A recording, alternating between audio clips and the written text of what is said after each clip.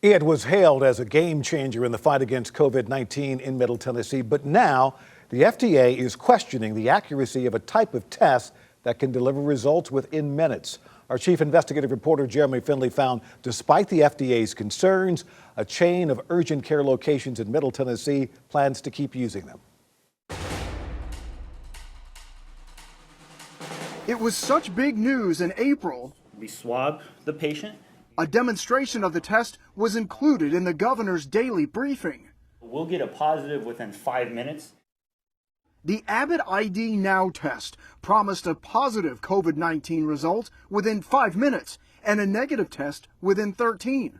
But now the FDA is issuing this alert that studies suggest potential inaccurate results. Specifically, the test may return false negative results.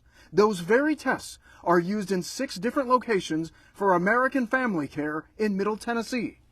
Do you feel confident in continuing to use these tests? We do.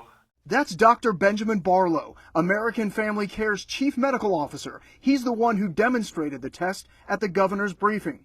He echoes what Abbott itself released in a statement, that the early studies that found some Abbott tests inaccurate didn't use them as they were designed. Abbott had told us that you really need to run this test exactly how they tell you. Even before the FDA cited potential false negatives, Barlow says if someone tested negative in their clinic but still exhibited COVID-19 symptoms, they sent the sample to a lab to double check. His message to any of their customers who got a test that came back negative? If you're not having symptoms, you haven't had any new exposure, I really don't think there's anything to do. But if you do have symptoms, even with a negative result from an Abbott test, the FDA essentially says, get a second opinion. Jeremy Finley, News 4 Investigates. Thank you, Jeremy. And we just heard from the State Department of Health, who was given 15 of the Abbott Now tests from the federal government. A spokeswoman said because of how the Abbott test samples have to be transported, the state could ultimately not use them.